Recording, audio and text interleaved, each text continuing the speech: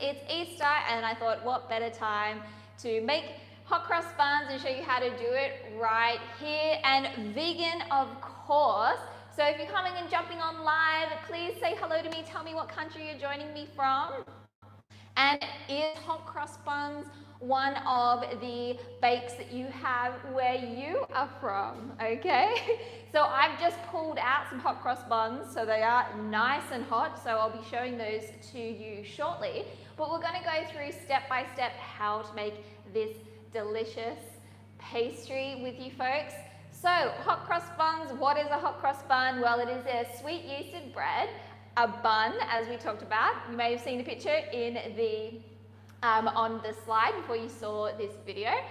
So it's like a little bun with spices and fruits with a cross on the top. So it is quite an ancient pastry. It's been around since 1361, started in England, and now you see this all around the world, from Australia, where I'm from, to India, Canada, USA, New Zealand, and yeah, so many, many different places. And of course, as I mentioned earlier, it came from England, so the UK too. So I hope you enjoy this video, and let's get into it. So hot cross bun, why is a hot cross bun not traditionally vegan? Well, hot cross buns traditionally have two things which are not vegan, which are eggs and butter. So I'm going to show you how to replace those today in this recipe. It's super, super easy, and we're going to go through it together now. So as I mentioned, it is a bun with lots of fruit in it. So I might give you a little bit of a preview. Oh, it's very, very hot. So these are the ones that I literally just pulled out of the oven. Check them out. Don't they look delicious? I wish we had smell-o-vision. They smell incredible. So yeah, there you go. So we're going to get cracking with this recipe. The first thing that we want to do is start preparing our fruits. Now I'm using, so the traditional fruits that you'd find in most hot cross bun recipes are currants and raisins. So I've got a combination of those two here. Now you can soak them overnight in some water in the fridge, or what I like to do is I grab like a tea bag, and you can use like a flavored tea bag if you like. I've just got the old English breakfast. As I said, the hot cross buns are from England, so I thought, why not? We're going to do that. And then you want to cover it with just enough water to cover it, and then that tea bag is also going to infuse in there. So we're going to set that aside while we start preparing our dough ingredients. Okay, so let's pull them over here. As you can see, I'm using a mixer today, but you can absolutely do all of this by hand, all right? So we're going to pop that there. Get our hot water out of the way. So we have, for our dry ingredients, we are using some bread flour. So all that means is a strong flour. So some different parts of the world it might be called strong flour or bread flour. It's about 11% protein. If you can't get it, don't worry too much. You can use an all-purpose or plain flour for this. We're also putting a little bit of sugar, just some white granulated sugar, some salt. Always important for any type of yeasted bread recipe to strengthen the gluten and also to balance out all our flavors. We have some spices. So I am using a spice that you find in the UK called mixed spice. We have it back home in Australia as well. If you are in the US, you can actually substitute that for pumpkin pie spice. They're very, very similar, but I have also included a link for you folks to be able to make it yourself, which is what I did because they don't have it here in Greece. I also have some cinnamon in there too, so quite a lot of spices. But trust me, it's going to make these hot cross buns taste absolutely delicious. I've got some lemon zest and orange zest going in as well. Just of one orange and one lemon. Okay. So, as I mentioned, we are replacing eggs in this recipe and also butter. So, for the egg, we are using Panis egg, which is one of the egg replacers which we produce here, developed here at Vegan Gastronomy, available on freefromthat.com. I will also link in the description below where you can find this, and also in the recipe. Basically, this is going to replace the 8 major functions of eggs, so it's perfect for anyone out there who has a professional business, food service business, or you want to take your vegan baking or pastry game to the next level. It is a professional product Very inexpensive and super easy to use. It's unlike the egg replacers that you get in the supermarket. This is going to do so much more, and you can replace up to 5 eggs in any recipe. So all I've done is I've mixed my panis egg with some water here, and I've just set it aside for about 15 minutes while I was weighing out all my other ingredients. So as you can see, it's kind of thickened up. And because this dough usually has an egg, it's what we call an enriched dough. So it's a dough which has more richness or fats, and it's really going to improve not only the texture, making our bun more moist, but also it's going to extend the life of our product and make it more like a real or traditional hot cross bun. So in my jug here, I have some plant milk, unsweetened, unflavored. I'm going to put my vegan egg in there, which we've prepared. I'm going to give that a bit of a whisk.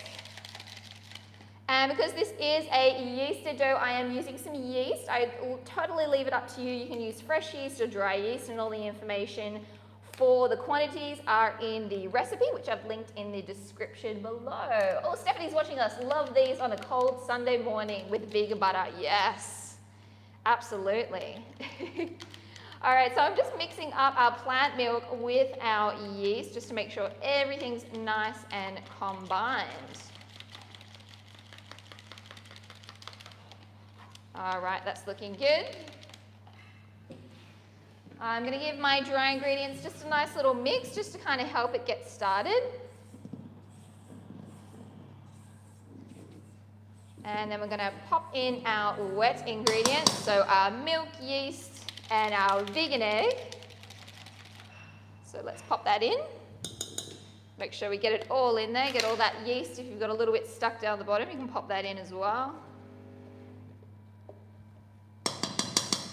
And I did mention we are replacing another ingredient which is traditionally not vegan, which is butter. So we are using a margarine today. You can use a soft margarine or a firm margarine. It doesn't really matter. Whichever you have access to is totally fine.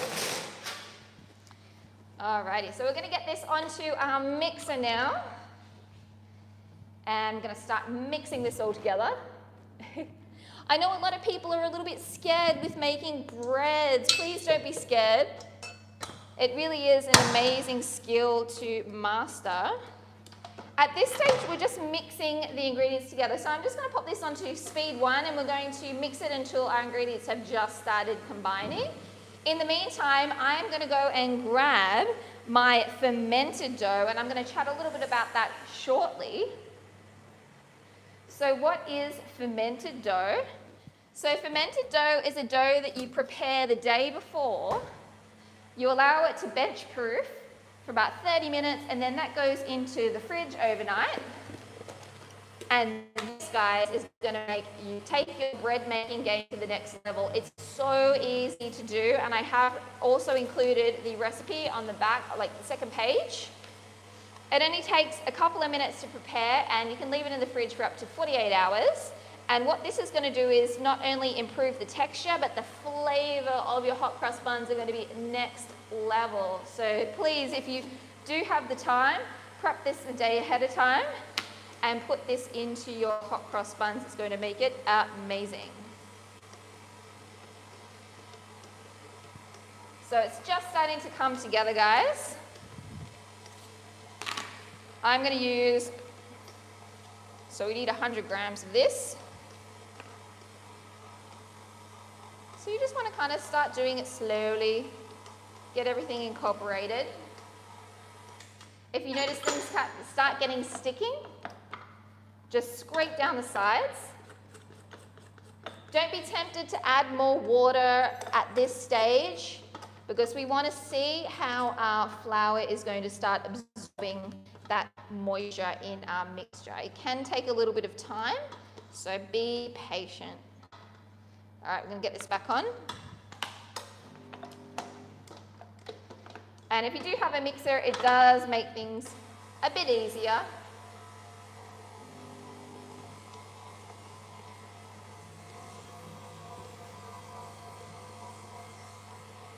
So let's talk about different flavors of hot cross buns, because I know some folks out there are not big fans of dried fruit. So what can you do instead of dried fruits? Well, back in my hometown, we have hot cross buns all the year because they're so popular.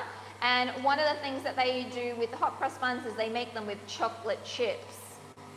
So I have included in the recipe how you can do that, how you can make these hot cross buns double chocolate. Oh my God, they are so amazing. The kids love these as well. So our dough's just starting to come together. So with your chocolate hot cross buns, all you need to do, I'll bring you guys up so I feel like I'm speaking to someone. There we go. So with your chocolate hot cross buns, all you need to do is replace 10% of your flour weight for cocoa powder. So in this recipe for 12 hot cross buns, we use 500 grams of flour. So just use 50 grams of cocoa powder and then reduce your flour weight to 450 grams. So you have a total of 500, right? And then instead of the dried fruits, just use chocolate chips. I have actually made some chocolate ones, which I'm going to show you shortly. But I did also still include all these spices because I think they're delicious. But if you guys don't like the spices, you can also adjust those as well. Or just put in the ones that you like, okay? So everything's just started to come together. You can see in there. So now we're going to get in our fermented dough. So this fermented dough here. And if you give it a smell, it's got a nice smell to it. It's nice and yeasty, but it's got like depth of flavor. And you want to add it at this stage because if you add it in the beginning, it just doesn't mix as well. Okay? All right, so we're going to continue mixing that. I'm going to turn up the speed now. About speed 2, and we're going to mix that for about 8 minutes. Okay, so while that's happening, we have our dried fruits. I'm going to strain these off into a bowl here. And we're going to get those ready to incorporate into our dough. So they've had some time. We're going to strain those off into our bowl.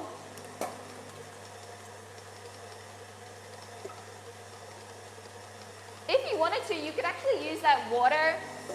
If you wanted to sub like half of the water for that water, you could as well. Otherwise, you can just discard that, it's not needed. And one of the other ingredients that is totally optional, but it's one of the things that I absolutely love, is these.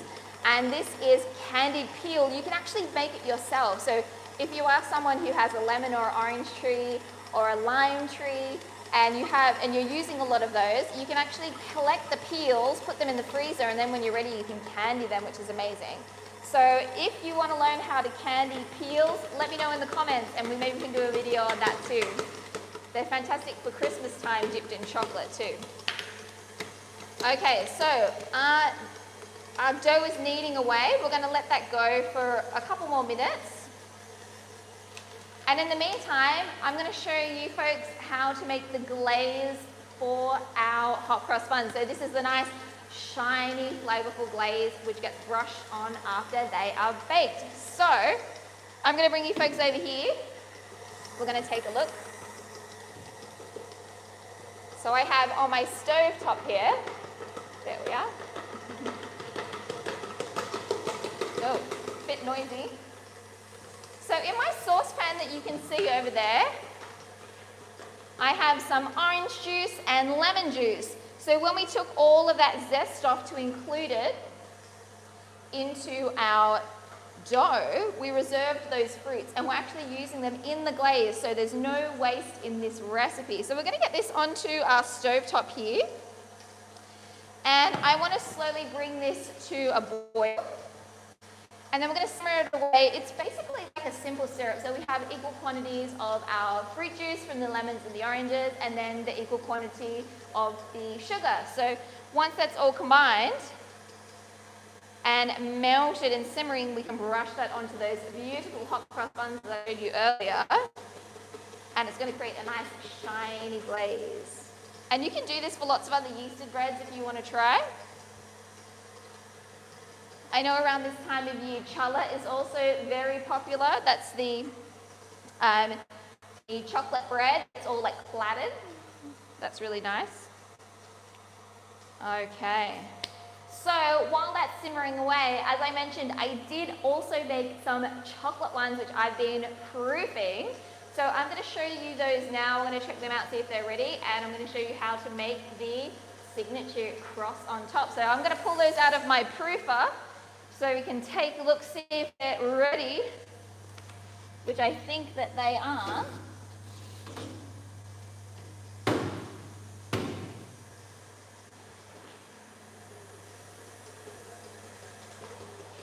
Ta-da! So we have our chocolate ones here.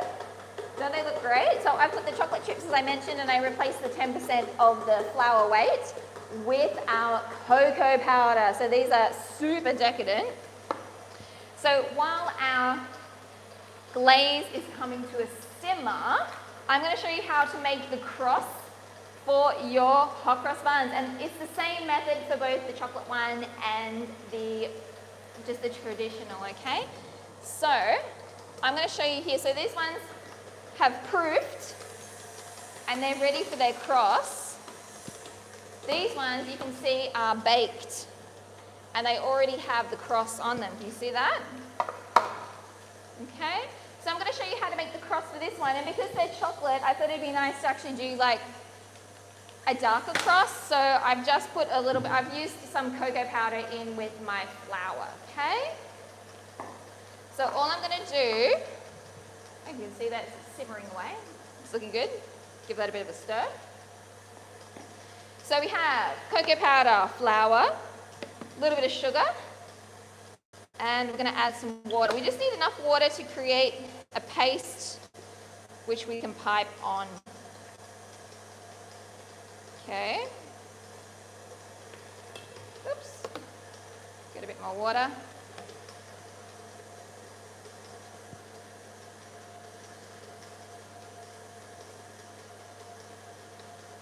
Stir that up.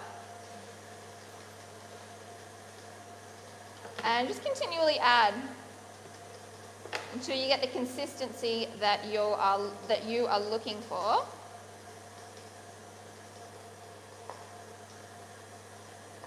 So as you can see now, it's still kind of a bit thick, so I'm going to add a little more.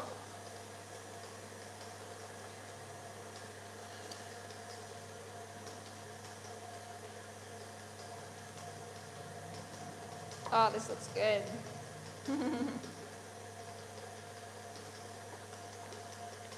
All right, so this is like chocolate, chocolate, chocolate, triple chocolate. All right, let's clean up our mess here.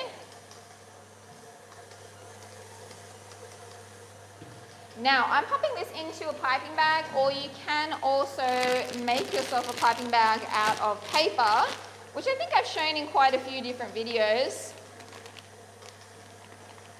But I'm being a bit lazy today. So I'm going to put this straight into a plastic piping bag, and I often actually wash these out and reuse them too. So where we can, we want to try and reuse. All right, so we've got that in our bag here. Let's pop our water away.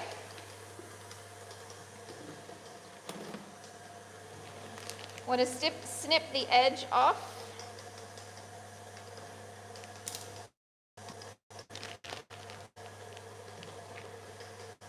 Give it a bit of a test, see if it needs to be a bit bigger. I'm going to make it a little bit bigger. Okay. Bring you guys down a bit more so you can see our cross action. There we go. Okay, all right, so let's go. We can do our piping.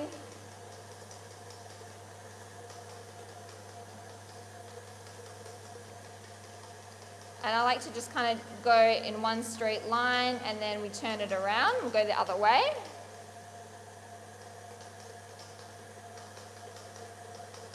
And you always want to put the cross on once your breads have proofed, okay? So I know that we're kind of skimming through some things here, but if you have any questions, please pop them in the comments section below. So I just wanted to come on here, folks, and show you all of the tips. All the important stuff. Let's get that last little bit of our cross on. Okay, look at that. Don't they look fabulous? It's a double chocolate. Okay, let's clean this up. I think that our dough is ready, so I'm going to take that dough out. It smells amazing. So here is my dough, which we've been kneading for about 8 minutes or so, or until we get to about a 75% gluten structure. So that's when we can just start to do a window test. So I'm just going to scrape my dough off my dough hook.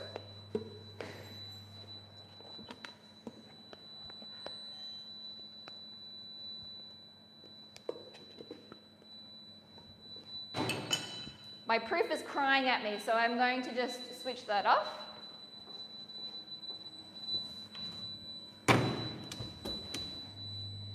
Let's get this off.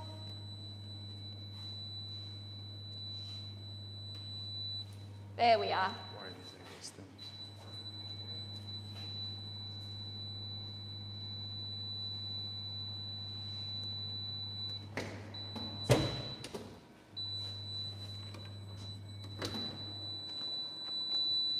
Sorry, folks. All right, so we just turned off the proofer. It was just telling me that my chocolate buns were ready. So we're going to come back here and finish off our hot cross bun dough. Oops. Okay, so scrape that out. All right, so it's lovely and soft. And I can feel just by touching that I know that it's ready. We're at about a 75% gluten structure. So what that means is we have some gluten development, but we don't want to overwork the dough because we don't want our buns to be tough. So I'm just going to stretch this out to about a 1 centimeter thickness, like so. It doesn't have to be perfect, okay?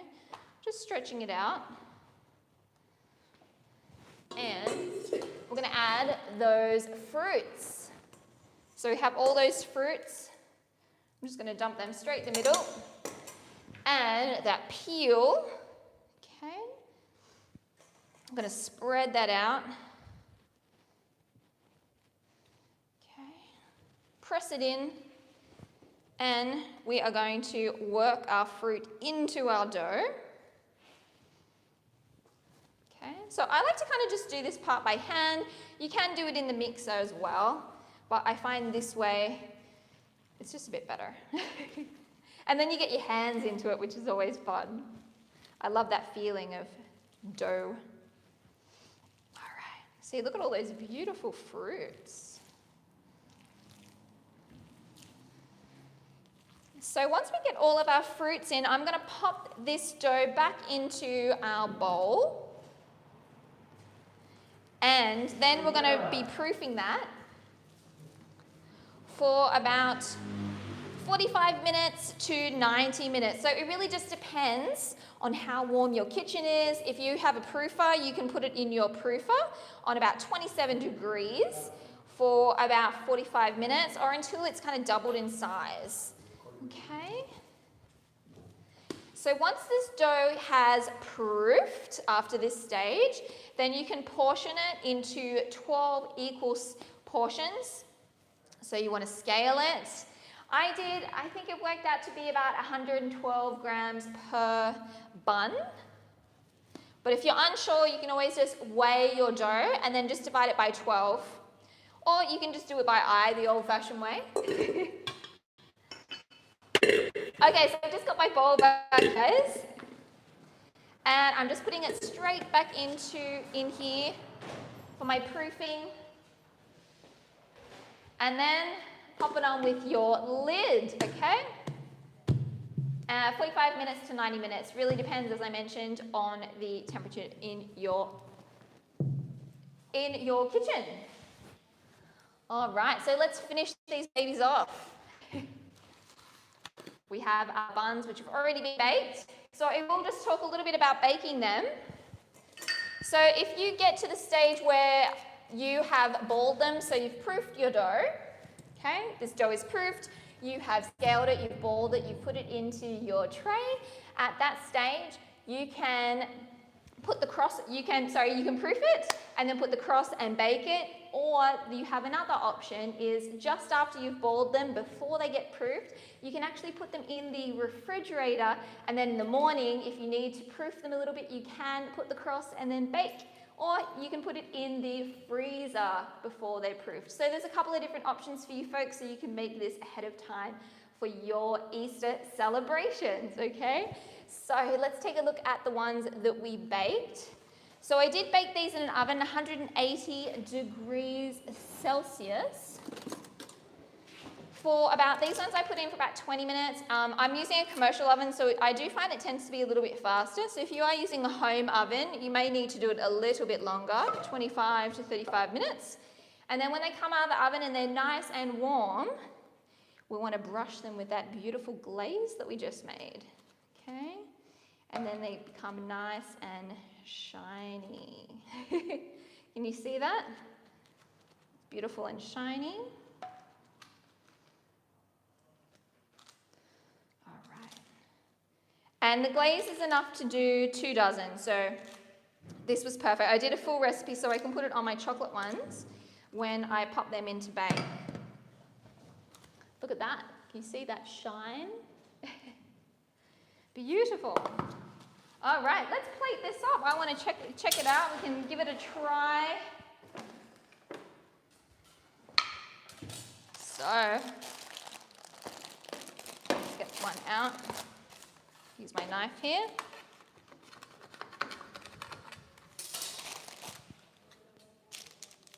And this part here. I did, as you notice, I have put some baking paper in. I find it just a bit easier just to work with like that. And this is how they would serve them at home. See how they're all kind of joined together, and then you can just, look at that, break it off. Whoa. And these are fantastic for breakfast. You can have them toasted with butter or with jam. They're absolutely delicious, fantastic with a cup of tea. Look at that, can you see that crumb structure? They're still warm. Yum, yum, yum. I'm gonna give this one a go because I can't wait. I haven't had a hot cross bun in so long, so I can't wait. Cheers. Oh, they're still really warm too. Man, do you want to try one? Why would this be so popular in India? So Mama was just asking me, why is this pastry so popular in India? Well, as I mentioned earlier, this was actually invented in England in 1361, and it was actually given to the poor people at the church on Good Friday. And there's a huge connection with India and the UK having this relationship, so that's how I would imagine they are so popular in India. And in India they do really love their fruits and things like that too, dried fruits. They use it a lot in a lot of their pastries too. And this particular recipe, because it is vegan, will be even more popular in India because it doesn't contain eggs. And many Indians don't actually consume eggs because of religious reasons. So there you go. If you're from India, give me a shout out, say hi, and let me know if you're going to try this recipe. I have linked it in the description box below. Give panis egg a try. If you don't have it at this stage, I have put a substitute for you to give it a go. It's not going to be exactly the same, but it will give you an option to try out this delicious recipe. And please come join us again every Wednesday at 10 a.m. for something sweet, or join Stephanie, who is our chef, on Tuesdays at 1 p.m. She's always got some delicious savory things that she is making. And if you'd like to train with us, both in person or online, you can check out vegangastronomy.com for all of that information. And please let me know what you want me to veganize next. What is something that you've always wanted to have eggless, vegan, in the comments. And I always appreciate your feedback and want to help you guys out. So I'll catch you soon. I hope you enjoyed this recipe. I'm going to enjoy the rest of my hot cross bun for my morning tea, and I'll see you soon. Bye.